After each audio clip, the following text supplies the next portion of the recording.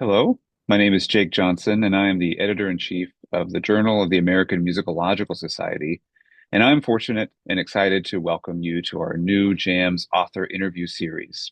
Today, I'm joined by Emily Abrams Ansari, who is Assistant Dean of Research and Associate Professor of Music History at the University of Western Ontario, to discuss her article that is co-written with Giada Ferrucci, who is currently a postdoctoral researcher with the Surviving Memory and Post-War El Salvador Project, and who unfortunately is unable to be here with us today because she's out doing field work. We're here to discuss their article, Faith, Trauma, Resistance, and Resilience in the Revolutionary Songs of Civil War El Salvador, which you can find in the spring 2025 issue of the Journal of the American Musicological Society, Volume 78, Issue 1. Welcome, Emily. So happy to have you here with us today. I thought we could maybe begin with you just giving a brief summary of the topic of your and Giada's article and the argument you developed. Absolutely. And yeah, thanks so much for having me. So the article is really an examination of songs that were written during the Civil War in El Salvador during the 1980s by one particular subsistence farmer who became very well known during the war, especially within one of the refugee camps to which many Salvadorans fled in Honduras during the conflict. So the piece looks at some of Don Tito's songs and particularly looks to advance an argument about trauma. What we argue is that the songs were looking to fulfill two different functions, I think, at the same time. So on the one hand, these songs were written for a highly traumatized population, a group of people that were being persecuted by their own government, that have witnessed massacres, killings, disappearances within their own communities, and have been forced to flee their country. And this is music that really seeks to bolster, I think, the traumatic resilience of these individuals. But at the same time, and I think what's very interesting about these songs from a trauma studies perspective is that they were also songs of resistance. They're really seeking to make a case for the resistance side of the conflict in really powerful and compelling political terms. So this is music that's both about resilience and resistance. And what we were interested in getting at in the article is thinking a little bit about that combination of features and how they can combine in music and what kinds of scholarship we might draw on to understand that interaction. One of the things that most fascinates me about this really great article is just you're building this machine in front of us because it's not really been done in music studies before, and so it's a real page turner in seeing how the process is working out.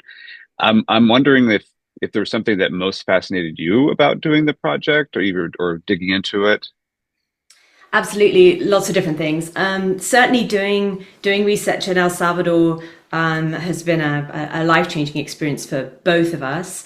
We're both part of a very large interdisciplinary research team that is really trying to do sort of advance a different kind of research model that is much more horizontal in nature. So a big part of the project is creating research outputs that serve the needs of the survivors from the conflict.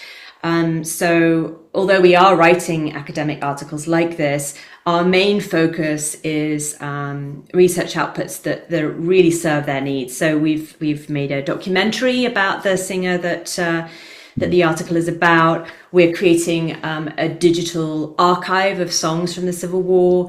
And so thinking a little bit about how to do musicology in a way that really serves people's needs has been a really interesting part of the experience for me.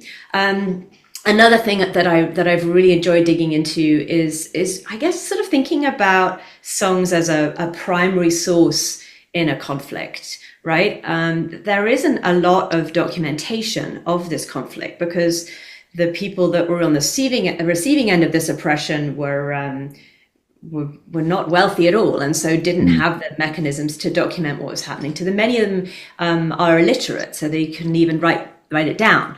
But songs like this describe, often in really vivid detail, what happened to the campesinos and campesinas that were persecuted during the war. And so they sort of survive as primary source documents of the war, I think. And that is, I think, a really interesting way to think about what music is and what music can be. Yeah, absolutely. So, could you maybe tell us a little bit, Emily, about how your article extends existing knowledge, maybe in musicology or a subfield or two or three, or maybe some other discussions that are happening about music? Absolutely. So, so in trying to understand this interaction between resilience and resistance, we turned to trauma studies as a field, right? And I spent a lot of time reading in that area and trying to think about ways that that scholarship could be useful for our work. And like you said, the article in a way sort of goes through our process of sort of grappling with that literature and thinking about the ways it might serve this in our understanding of this interaction between resilience and resistance in music. And we get sort of so far with trauma studies theory from the global north. But in the end, we found it was insufficient because this is a theory based in Western psychology that, of course, is individualist in its focus. And it really doesn't work well for examining populations that think of themselves as collectives, right? That are Mhm. defocus the individual and instead really think about a shared experience, an experience where trauma happens to the group, not to the individual. And the healing needs to happen at the group level, not at the individual level. Mhm. So we were trying to kind of find some way to interpret that and to understand that. At the same time as we're trying to think about what does it mean to write music that is both resistance and resilience encouraging.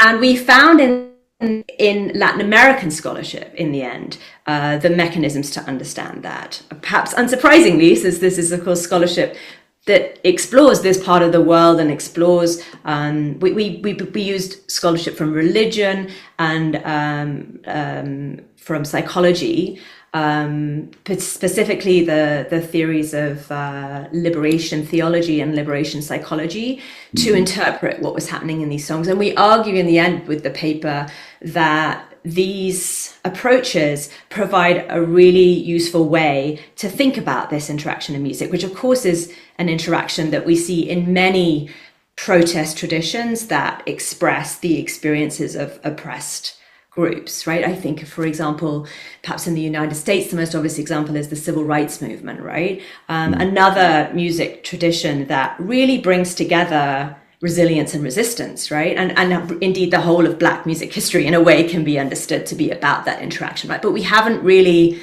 grappled with that, I think. So that's a big part of what this article is trying to do in terms of extending musicology as a field.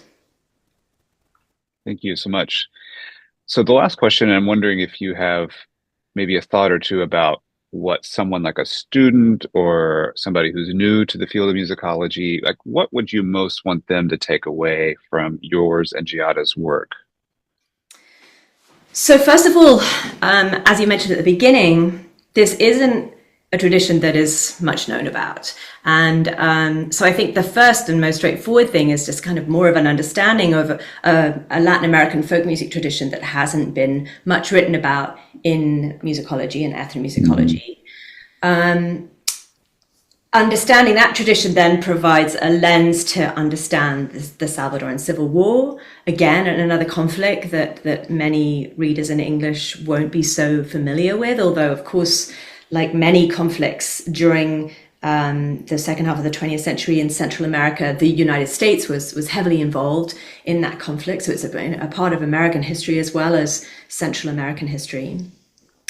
And I think, too, it can be useful for students of protest music, and particularly those that are interested in protest music across Latin America, because this is another a tradition that connects to movements like Nueva Canción and other music traditions from the region that were using folk music to articulate a sort of a leftist political message. And this is another, this tradition is very much in line with those traditions, and I think can be really usefully put in conversation with them. And so I think, yeah, thinking about kind of, certainly we can learn more about the music tradition. And then too, as I mentioned before, I think this is also a piece that is trying to serve as a kind of intervention into trauma studies in the humanities, and to, I guess, broaden our perspective, maybe even, I might go so far as to say, decolonize our perspective a little bit on trauma and music, and think a little bit about the fact that trauma isn't something that is only experienced individually, and can be experienced collectively, and can play out very differently in societies that take a more collectivist attitude. So I hope that the paper will encourage trauma scholars in music to think about different sorts of scholarship beyond the sort of Western psychology tradition that could be useful for understanding music. Thank you so much, Emily and Giada, for producing this really fabulous work and for joining me today, Emily. You can check out their essay along with some other fabulous articles and reviews in the JAMS Volume 78, Issue 1, which is available through the University of California Press. Thank you so much, Emily, and thank you all for joining.